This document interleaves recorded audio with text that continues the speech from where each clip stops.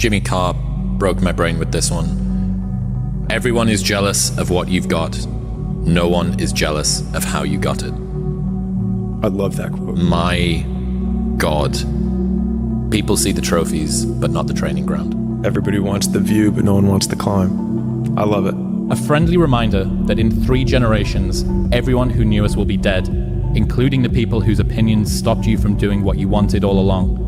Imagine that someone you know achieves every dream and hits every goal they have. Years later, they get old and die. 2 years after that, how much do you care? About as much as everyone else will if you accomplish your goals and dreams. Do it for you. When I wake up every day, there's only one voice I have to listen to. It doesn't matter whether I achieve all of my goals or I don't achieve all of the goals. In 3 generations, I'll be forgotten, and the only people who were naysaying against me will also be dead. And so then it's like, just do it for me.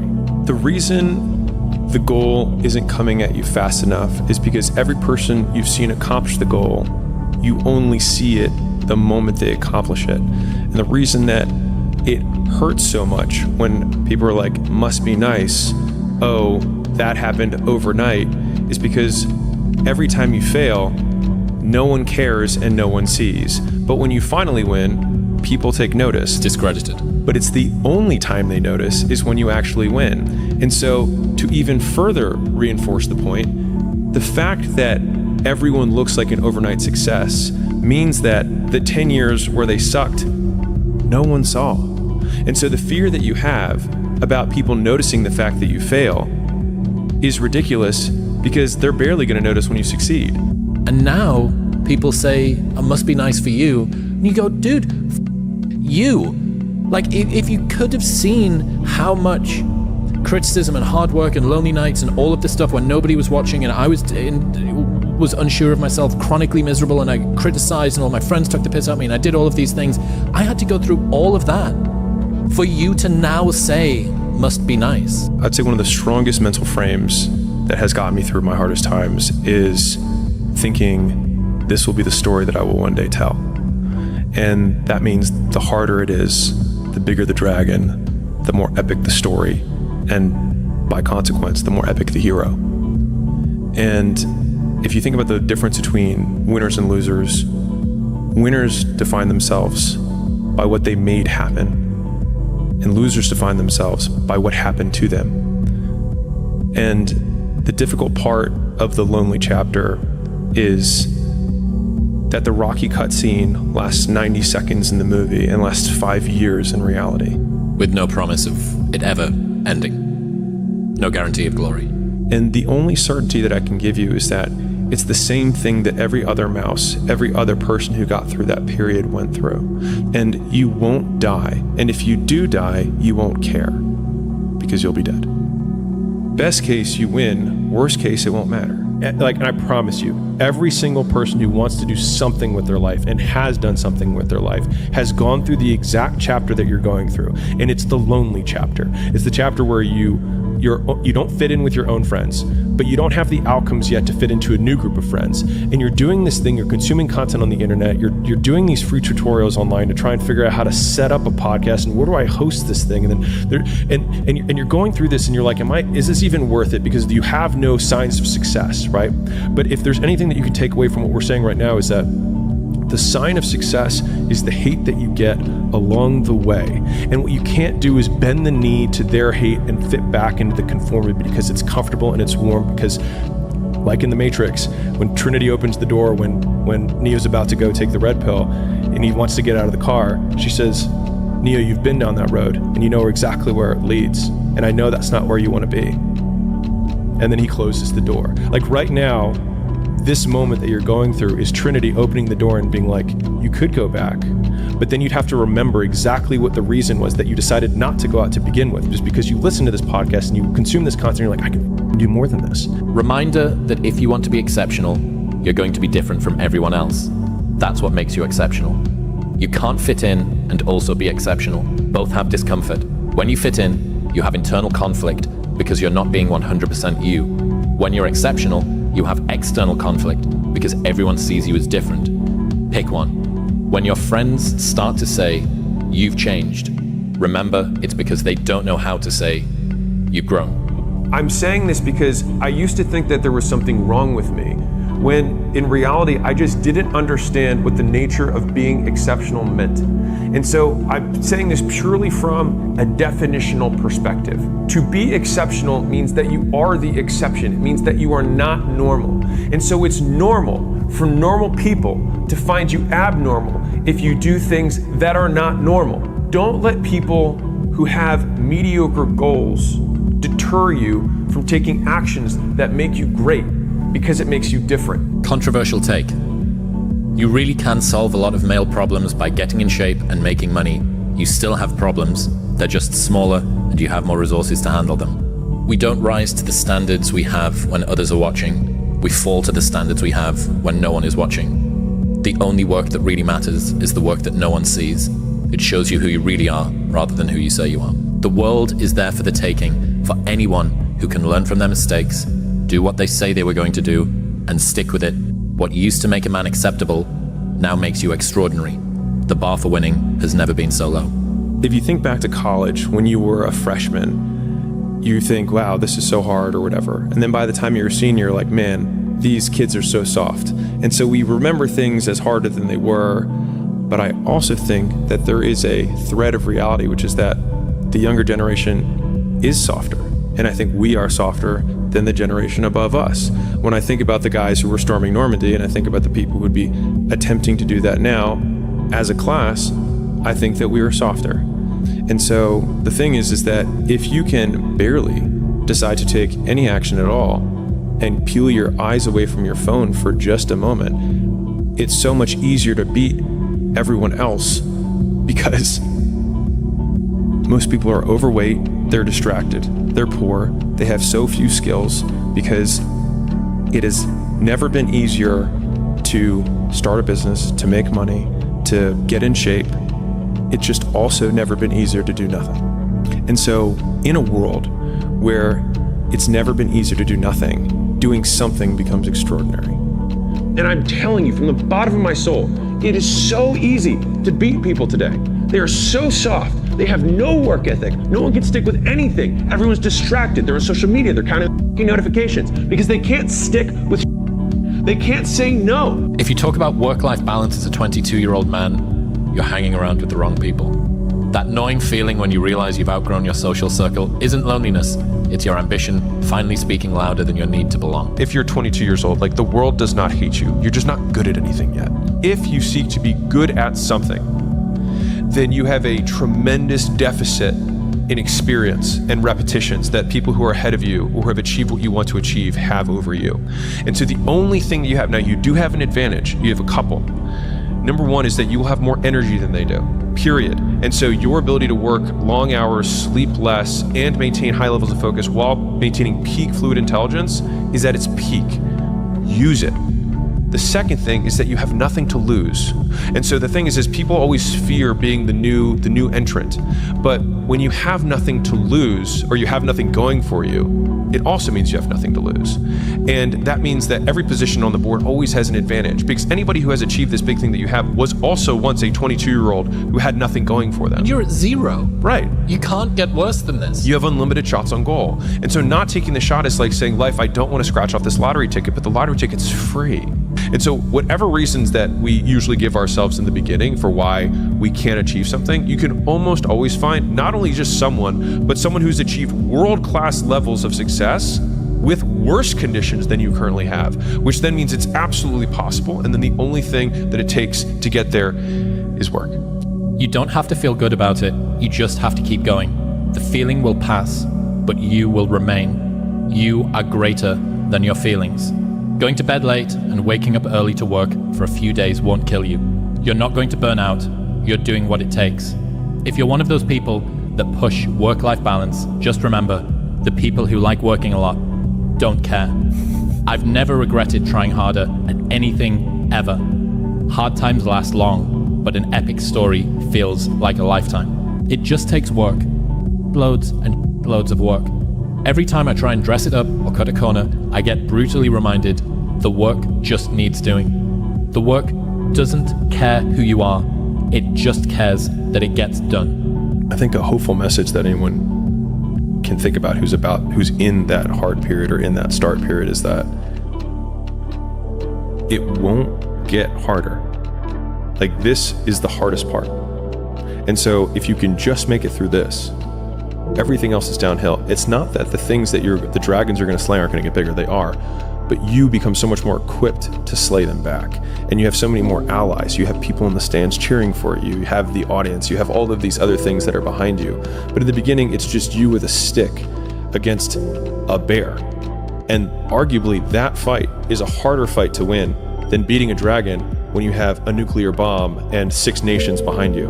And so it's not even like the size of the hardship, it's just also the resources and how few of them you have, and how so much of the beginning is literally burning the one thing you have, which is time. Because you have no leverage. You don't have the money to pay other people to help you. You don't have the resources to go like get someone no one can learn it for you. It's like there's a lot of the things that we care about a lot, like no one can work out for you. Doesn't matter how much money you have, no one can learn skills for you.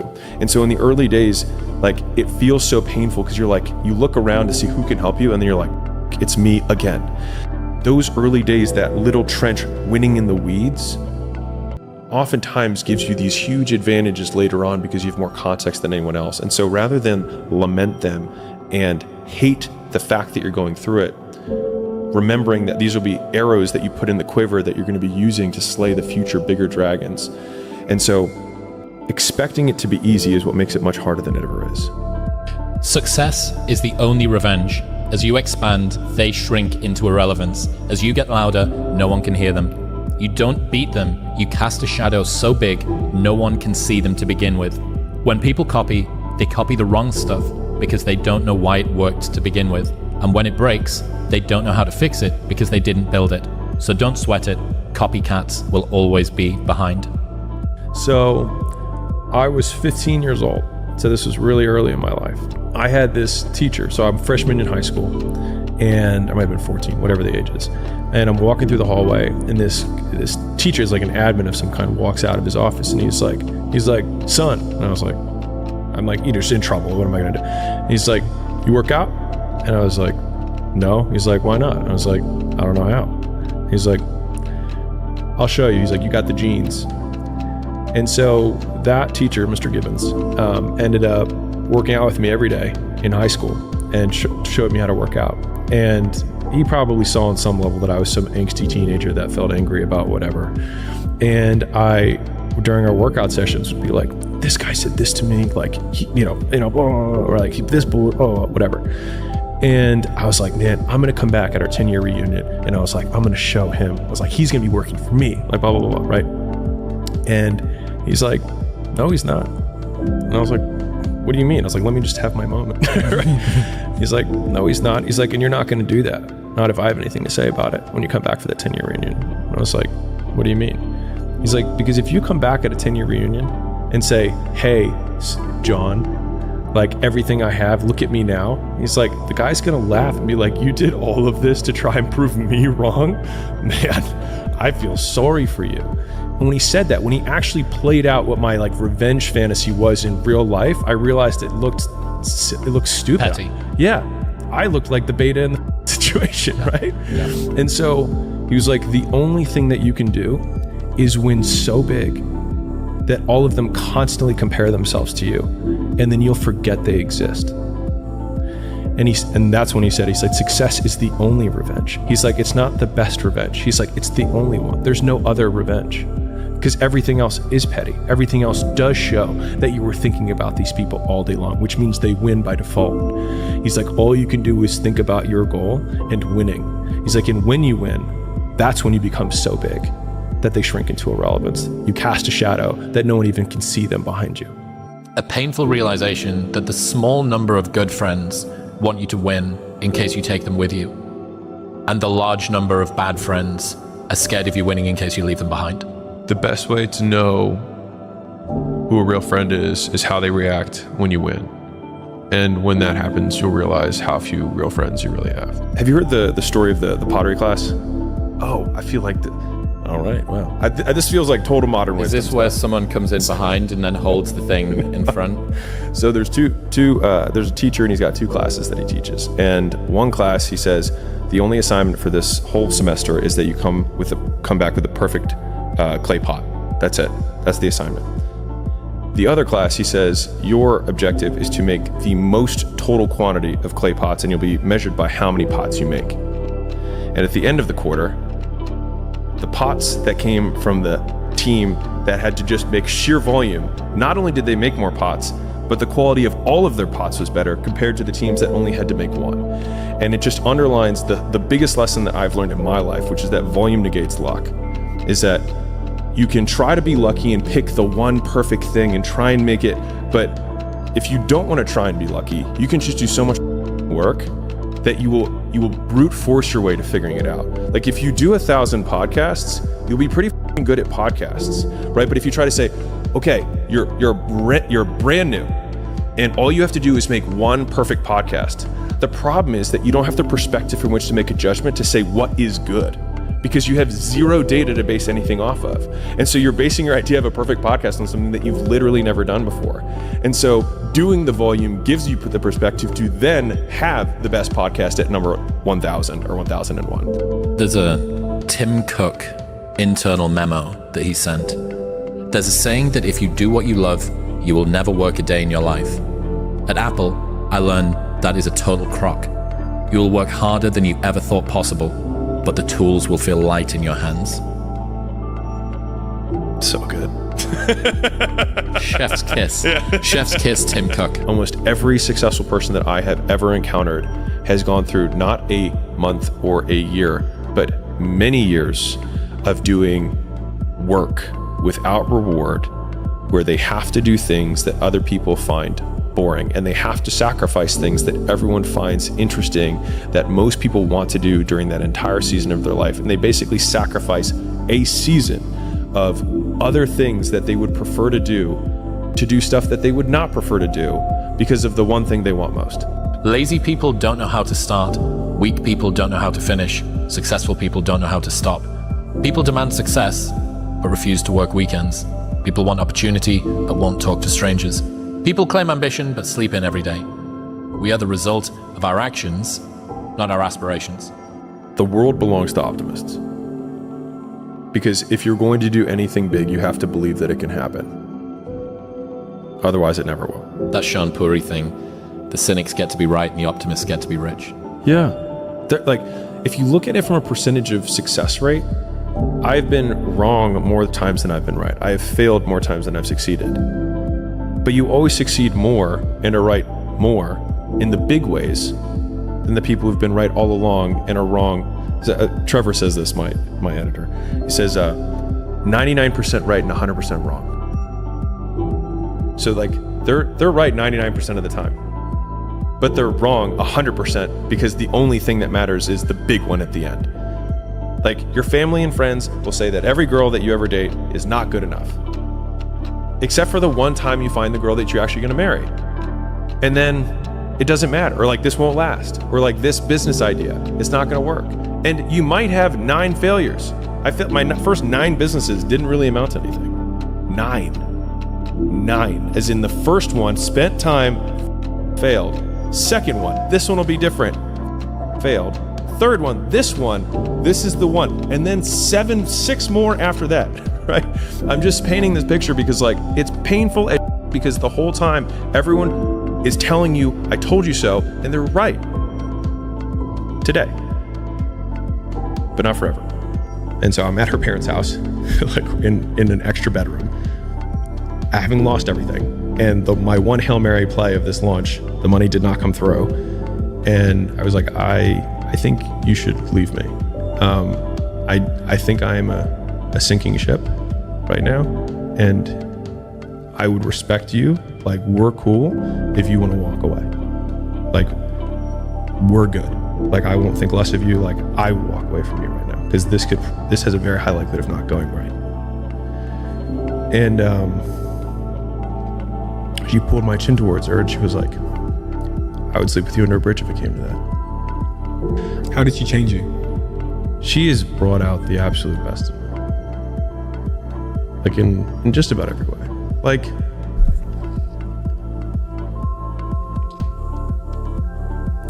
didn't think we were gonna go here. She believed in me. And I think that's what most guys want. Truly. At least for me. That's what I want. Or needed. There's no perfect way to live your 20s. You either live them up and become an underskilled 30-year-old, or you work them up and become an underlived 30-year-old. You just have to figure out which you'd rather be, accept the trade-offs, and know that there are no do-overs. There are more people that I have met in my life who are dissatisfied by their live-it-up 20s than dissatisfied by their work-it-up 20s.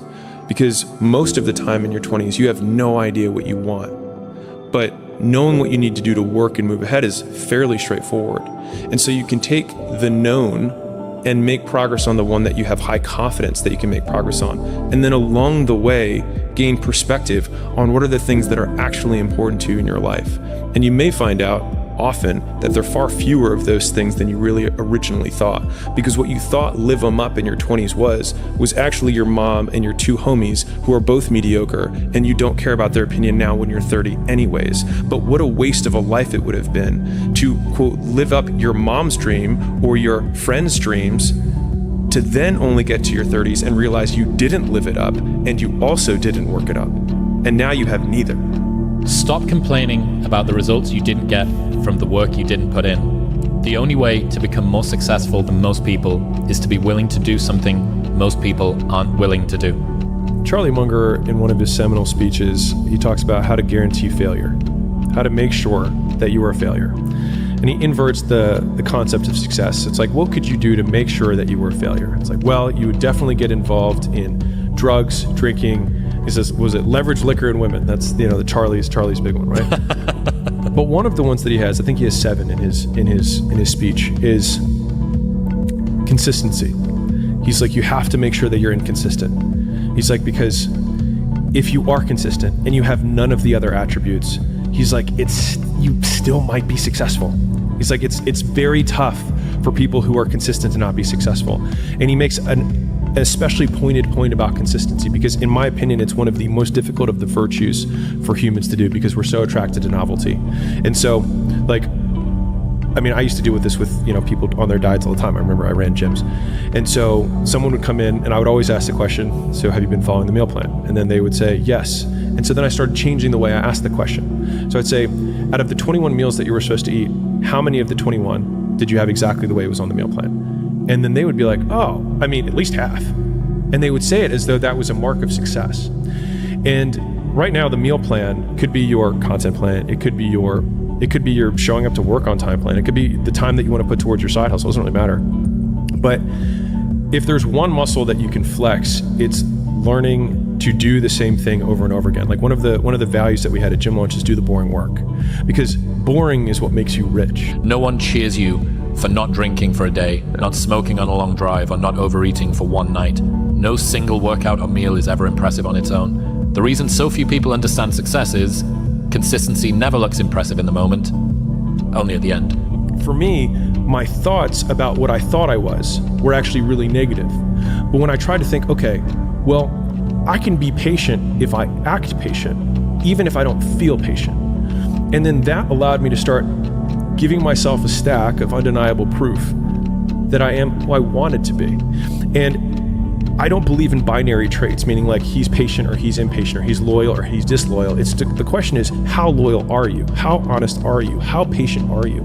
And by switching the character traits that I wanted to have into progressions or continuums allowed me to make progress on them simply by giving myself more proof, or one more penny on the scale that says I'm a little bit more patient than I was. I'm a little bit more patient. I'm a little bit more patient, to the point where I have so many pennies on the scale that I can say, I think I am pretty patient. Even though every time I put a penny on the scale, I don't want to put a penny on the scale. I want to get the thing to happen today. I want it to happen yesterday, because why is it taking so long? It didn't take that long for this person. I feel like I work harder than them, and I feel like I'm better than them. Why am I not doing that? But put the penny on the scale. Well, ultimately, what is patience? Is patience feeling patient, or is patient doing the thing that is patience? So Sam Harris, in his first conversation with Jocko Willink about 10 years ago, they talk about how courage is an unfakeable emotion. And it's such a good frame. You're going to love this. Yeah. So he said, if you do the thing in spite of being fearful of doing the thing, that is courage. And if you don't do the thing, even though you felt like doing the thing, that is cowardice. And I think that motivation and patience are exactly the same. If you're patient, despite not feeling patient, that is patience. Yes. That is how it works. And that realization that you just said was the reason for that quote, because it was me realizing that I can actually have these traits even if I don't feel like I live those traits. Judge yourself by your actions, not by your thoughts. I became significantly less disappointed in myself when I started judging myself only on the actions I took, not the thoughts I had. Layla says this, and I love it, but that fear is a mile wide and an inch deep. And so it looks like this ocean that you're going to step into and drown. But as soon as you step into it, you realize it was not that deep at all, and you can keep walking through it. And I just love that visual, because a lot of times when it's like we have this anxiety around this big decision we have to make, if you actually take the step and realize that it's not death, you're not going to drown immediately. There's plenty of other steps you can take from there, even if you get a little wet. You're going to lose sleep. You'll doubt whether it'll work. You'll stress to make ends meet. You won't finish your to-do list. You'll wonder whether you made the right call and have no way to know for years. This is what hard feels like, and that's okay. Everything worth doing is hard, and the more worth doing it is, the harder it is. The greater the payoff, the greater the hardship. If it's hard, good. It means no one else will do it. More for you. Because in the early days, hard was, ooh, stop. This isn't good. I should, this is a warning sign. This is a red flag. I should slow down, or I should stop, I should pivot. But the more I think about it as a competitive landscape, as I'm clear on what this path is supposed to look like, and these rocks and these dragons are things that I'm going to have to slay along the way to get the princess or get the treasure, I get happier about the harder it is, because I know that no one else will follow. It's a selection effect. And I think if you can shift from this is hard to no one else will be able to do this, then it flips from being this thing that you're like, oh, poor me, to oh, poor everyone else who's going to have to try. Yeah. And I think that is so much more motivating as a frame for the exact same circumstance. An easy productivity hack. Instead of spending time getting in the mood to work, just start working. Confront the work. People think they need perfect conditions to start, when in reality, starting is the perfect condition. What have you got to lose? Exactly. And that was it. And I was like, I have nothing to lose. And that was when I think in the last podcast we talked about this, where it's like, if everybody who's like at the bottom and feels like they have nothing going for them, reframe that as, I have nothing going for me, which also means that I have nothing to lose by taking action. It makes you a much more dangerous person. And I think that was the flip that I've had repeatedly shown to me in my life that allowed me to take the step that I was afraid to take. Have I told you about the region beta paradox? Have you seen that one? Okay, so this is interesting. So imagine that you had to go a mile or less, and if you did... A mile? A mile. Okay. If you had to travel a mile or less, you would walk it. And if you had to go more than a mile, you would drive it. Okay. So paradoxically, you would go 2 miles quicker than you would go 1 mile. If you follow that rule, the important insight here is that if you only take action when things cross a certain threshold of badness, sometimes better things can feel worse than worse things. You get absolutely better returns at the top ends of achievement, because oftentimes assets pool to the winners. The problem is, to achieve the highest levels, you have to give up proportional amounts of the things you hoped the achievements would get you. There comes a time when the hard work you have to do is learning that you can't work any harder any longer, and that you have to change what got you here to what will get you to where you want to go. You can work to get anything you want, but you have to sacrifice the other things you want to keep it, and that's sometimes harder than the work. This is the entrepreneur life cycle until you learn how to break free from it. And so there are 6 stages. You have stage 1, which is uninformed optimism. This is where you see your friend, or you see something online and it looks like they're making money, or it looks like there's some opportunity, and you think, oh my God, that sounds amazing. And you have optimism because it looks great, but it's uninformed because you have no idea what it entails. So then you dive in and you say, okay, I'm going to pursue this thing, whatever it is, baking cupcakes, or I'm going to do lawn mowing, or I'm going to do crypto trading, whatever. Second step is you get into it and you're like, oh my God, I don't know. There's so many things involved in this, and this is significantly more complicated than I expected. So then you become an informed pessimist. You now know that it's hard, or significantly harder than you expected. The third stage is you have your crisis of meaning, or the valley of despair. So you're continuing to do this stuff, it's continuing to not work, and you keep working, and it keeps not working. And so this is the step, and this is the point of truth. And this is the cycle where the paths of the entrepreneur split. And the vast majority of people take this next step, which is they then say, you know what? There's that thing over there that my other friend's doing. Maybe I should do that instead. And so then they hop back to uninformed optimism, and then they go boom to informed pessimism, and they just go around and around and around, and they live the same 6 months for 20 straight years. Now, the other path from the valley of despair is sticking with it. And so then you become an informed optimist, because now you understand, you still understood all the bad stuff, but you also understand the good stuff and how to avoid the bad and maximize the good. And then once you're there, you stick on that path long enough and you end up achieving what you originally thought was really easy and fast. The biggest risk to your future isn't your competition. It's the distractions you insist on keeping in your life rather than doing the things you know you should be doing but aren't. People delay doing things they don't like for longer than it takes to do them. I don't deserve to be that man, but I can still do the things that can create it. And that also means that I have to go through the circumstances that would create that man, which means that if I have unbelievable big dreams and big goals, then I have to go through hard times. It's like hate.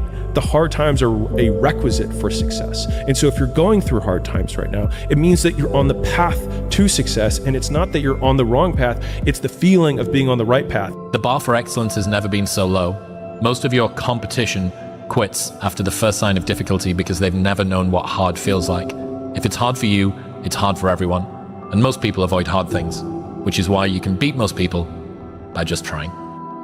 This will be really good. This will be nasty for the people who are listening at home. So, learning means same condition, new behavior. So, phone rings, you answer the phone, you say ABC. I say, cool, read this script instead that says DEF. Phone rings, same condition, you say DEF, you have learned. Same condition, new behavior. Intelligence is rate of learning. It's speed. It's a measurement of speed. And so it means how many times do you need to be exposed to the same condition in order to change your behavior? If I teach someone something, that script, and then on the first try they say DEF, and someone else, it takes 5 tries for them to say DEF, they are not as intelligent as the first person. Here's why this is interesting. Every person who's listening to this right now has listened to 1,000 podcasts, and they're in the exact same condition, and yet they have not changed their behavior, which means 1, they have not learned, and 2, they are dumb. Every time you watch or you consume a piece of content, you read a book, if you think, what behavior am I going to change as a result of this? If the answer is nothing, you wasted your time, and you pretended to be learning, but you were really entertaining yourself. Not to piss off the positive polys in the room, but if you haven't gotten what you want, then you're not worthy of it, period. And that's okay. Now you can admit that you suck and improve. Better to know you're bad for a season than pretend you're good for a lifetime. You're not making as much money as you want because you're not as good as you think you are. You're not struggling from imposter syndrome. You're a student and pretending to be a teacher. No students say they feel like frauds for trying to learn. You're a fraud when you get up to teach the class, and you've never done it. For me, I was more miserable trying to make everyone else happy than I am now with everyone else unhappy with me. I would rather be hated by everyone than like myself. When you're on your way up, everyone roots for you because you remind them of their dreams. When you're at the top, everyone tears you down because you remind them that they gave up on them. And you have one, which is, for anyone who needs a reminder, no one is going to hate on you for doing worse than them. Everybody, when I was sleeping on the gym floor, right? Like, I was the underdog, and everyone, my clients were all like, "Oh, good for you. You're going after your dream." And they'd see my blanket and my pillow in the corner of the gym, and they knew I was sleeping there, and it was evident. I lived there. I didn't have a shower. I didn't have a shower to go to the YMCA to go shower. And that everybody was like pro me, and then people would come in, they sign up like, I'm gonna support you, right?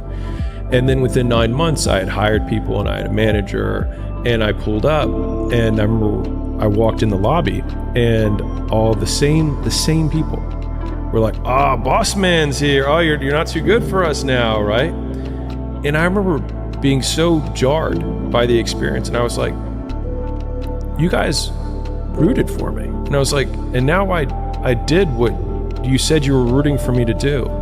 And that was when I realized that people want you to do well, but not better than them. People only root for others at 2 times. First, when they're at the beginning of the race. Second, when they finish.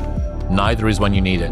So, you have to master the middle. The boring, exhausting, soul-crushing middle. That's where the winning happens, on your own. People will only cheer for you as long as you can't beat them at the game they value most. Friendly reminder that every person who doubts you is right until they aren't. It's a bug, not a feature. People only root for people who don't need it. Like the amount of times when I was on my lonely path where I was too different from the friends that I had, but not successful enough to be friends with the people that I wanted to be friends with. That's when you want people to root for you. That's when you want people to support you. Once you've already won, people are like, he's amazing, he's so good. But like, that's the time when you need it the least. And so you always have to be the person who roots for you before everyone else does. And it's usually a single clap in the auditorium for a very long period of time. It is a slow clap that's just you rooting for you. And that visual, I think, is one that you can kind of take, because it is. People struggle to do things alone. And the path of the exceptional person is one of an exception, which means that you are not with other people. And rather than fighting that or bemoaning it, see it as an indicator that you're on the right path. Because if everyone else were cheering you on, then it means you're not in the right place, because it means you're just like everyone else, and that's not where you want to be. Whenever I get to a low point where I think, why do I even bother? I just remind myself, this is where most people stop, and this is why they don't win. And this relates to another one, which is a reminder for the gladiators in the arena who feel beat up and scarred with no hope in sight. Building a business is hard. Hard feels. This is what hard feels like, and this is why most people can't do it, but you can. Sometimes progress is the W. Like maintaining in some seasons is winning. This has been my big focus right now. And I'm not the first person to say this, but just winning the day. And Bill Ackman had this hard season where he was getting divorced. He just lost $4 billion in Pershing Square, his investment firm. And he was not him today. He was earlier on his career. So, I mean, it was just the worst. And it was just a terrible slog. And he said one of the difficult parts about that period is that there was no one thing that was like, oh, I can tackle this today. Like, you're not going to finish the divorce today. You're not going to undo the $4 billion loss today. And so it's like when you have these larger, more complex negative things that do scale, it's like, how do you navigate through that? And for anyone who's listening right now, it's like, maybe it's the bad breakup, or maybe you're getting divorced, right? Or maybe it's like the business isn't working the way you want. It's like, and there's like 10 things that you have to fix. And so he had this very tactical advice, which I liked a lot, which is he just tried to make progress, and that was it. And he said, in a day, it's almost negligible, right? But at 30 days, you're like, okay, I moved this. And at 90, you're like, wow. But now, does this mean that our mood is still being dictated by circumstance? Yes, I'll be honest. Yes, it does. But I think many of us have this ideal. We'd love to be able to be in a great mood in the absence of things to be in a great mood about. I had this one great podcast today. I'm going to make that thing the thing that's making this a great day. And then if I can make that great day, then maybe it could be a great week. And then trying to expand those, basically like let those good moments eat up the season in actively trying to minimize all the down things and super, super focus on those moments and be like, cool, I had that good moment, that's my day, day's made. And I'm trying to even say that more. Basically, I've had to recalibrate my entire scale to how little of a thing can happen that makes my day. How little of a thing can happen that makes my week. How little of a thing can make my month.